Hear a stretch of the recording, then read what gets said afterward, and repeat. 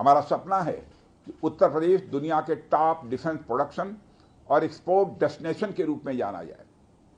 आज जो ब्रह्मोस फैसिलिटी शुरू हो रही है, मैं समझता हूं वह यूपी डिफेंस कॉरिडोर का एक गौरव होगा। यह सिर्फ उत्तर प्रदेश का ही नहीं, बल्कि देश का सबसे बड़ा BrahMos integration and testing facility centre है। यह रक्षा क्षेत्र में भारत की आत्मनिर्भरता के प्रयास को भी मजबूती प्रदान करेगा। साथियों, जहां तक ब्रह्मोस का प्रश्न है, तो आप सभी यह जानते हैं कि ब्रह्मोस दुनिया के सबसे तेज सुपरसोनिक क्रूज मिसाइल्स में से एक है। ब्रह्मोस सिर्फ एक हथियार नहीं है, बल्कि यह अपने आप में एक मैसेज है। मैसेज हमारी आर्म्ड फोर्सेस के स्ट्रेंथ का है। मैसेज दुश्मन के प्रति हमारी डेटरेंस का है, प्रतिरोधक क्षमता का है। मैसेज हमारी बॉर्डर्स की सेफ गार्डिंग के हमारी प्रतिबद्धता का है। साथियों, पोखरण परमाणु परीक्षण में महत्वपूर्ण योगदान देने वाले मिसाइल मैन और हमारे पूर्व राष्ट्रपति डॉक्टर APJ अब्दुल कलाम ने यह कहा भी था कि unless India stands up to the world, no one will respect us in this world. Fear has no place, only strength respects strength. अर्थात दुनिया कमजोरों का नहीं, बल्कि शक्तिशाली का सम्मान करती है। उनका विजन था कि हमें अपनी ताकत को और मजबूत करना होगा। जब तक कोई देश ताकतवर नहीं होगा, दुनिया उसका सम्मान नहीं करेगी। आज भारत दुनिया के सबसे शक्तिशाली राष्ट्रों में से एक है। हम लगातार अपनी ताकत और बढ़ा रहे हैं, और मैं समझता हूं कि आज जो फैसिलिटी सेंटर शुरू हो रहा है, यह भारत की शक्ति को और मजबूत करने में सहायक होगी। साथियों, यह केवल एक फैक्ट्री का उद्घाटन भर नहीं है, बल्कि मैं समझता हूं कि यह रक्षा क्षेत्र में भारत की आत्मनिर्भरता की दिशा में एक बहुत बड़ा कदम है। Uttar Pradesh defence industrial corridor बनने के पश्चात उत्तर प्रदेश के इंडस्ट्रियल डेवलपमेंट का एक नए सिरे से श्री गणेश हो चुका है। इस डिफेंस कॉरिडोर में अब तक कुल 180 के लगभग MOUs साइन किए जा चुके हैं, जिसमें 34,000 करोड़ रुपए का इन्वेस्टमेंट प्रपोज्ड है। आपको यह जानकर खुशी होगी कि अभी तक इस कॉरिडोर में 4,000 करोड़ रुपए का इन्वेस्टमेंट किया भी जा चुका है। साथियों, टेक्नोलॉजी डे के दिन इस हाई टेक्नोलॉजी प्लेटफॉर्म फैसिलिटी को इनागुरेट करना अपने आप में एक लैंडमार्क डे है। परंतु इसके साथ साथ यह भारत की नई इनोवेटिव एनर्जी को भी दिखाता है, जिसको हमने पिछले कुछ सालों में गति देने का प्रयास किया है। हम सब जानते हैं कि इस समय टेक्नोलॉजी के क्षेत्र में, खासकर critical high and frontier technology के क्षेत्र में बड़ी तेजी से बदलाव आ रहा है। चाहे सिविल सेक्टर हो या डिफेंस सेक्टर, आज रोज नई नई टेक्नोलॉजी सभी प्रकार के प्रोडक्ट्स या सर्विसेज में क्रांतिकारी परिवर्तन ला रही हैं।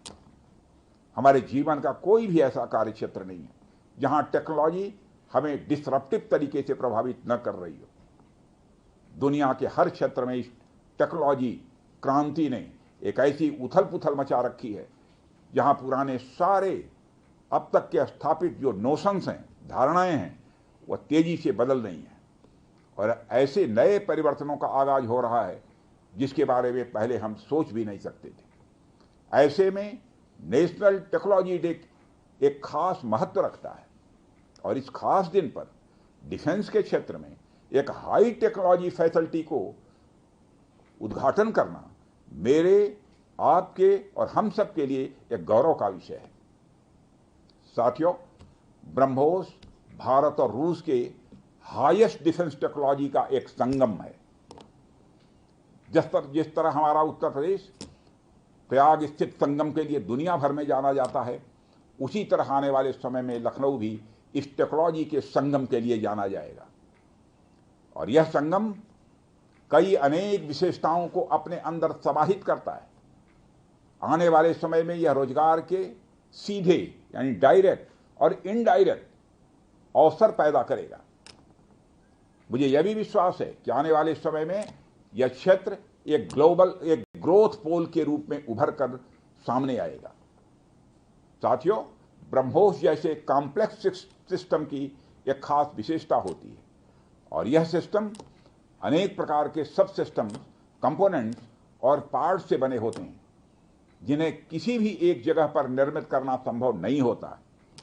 यह सभी अलग अलग पार्ट्स इतने विशेष होते हैं, स्पेशलाइज्ड होते हैं, इनमें से हर एक को बनाने के लिए हाईली स्किल्ड मैन पावर और हाई टेक्नोलॉजी वाले हथियार, औजार, टूल्स की आवश्यकता होती है।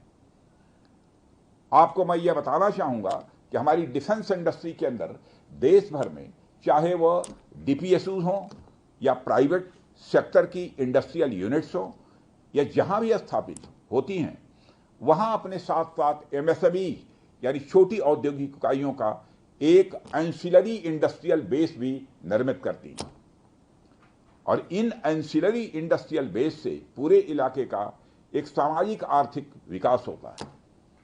मेरा मानना है कि यह फैसिलिटी सेंटर भी वही भूमिका निभाएगा। और साथियों, जैसा कि आप सब जानते हैं, चाहे भारत सरकार हो या राज्य सरकार, हमारी नीति एकदम साफ है। Make in India, make forward. हमारे लिए रक्षा क्षेत्र में आत्मनिर्भरता का अर्थ बहुत व्यापक है।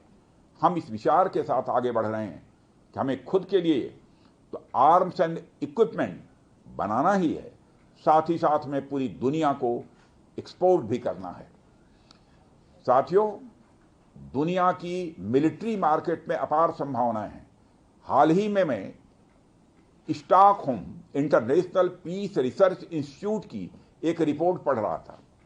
उसमें उन्होंने यह बताया है कि वर्ल्ड मिलिट्री एक्सपेंडिचर 2024 में बढ़कर $2,718 बिलियन हो गया है।